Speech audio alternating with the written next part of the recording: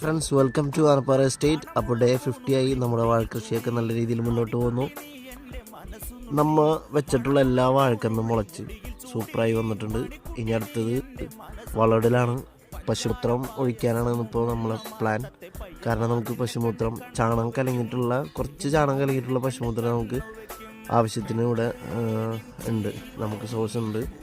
അപ്പോൾ അത് ആണ് ഫസ്റ്റ് വളമായിട്ട് നമ്മൾ ഉപയോഗിക്കാൻ പോണത്.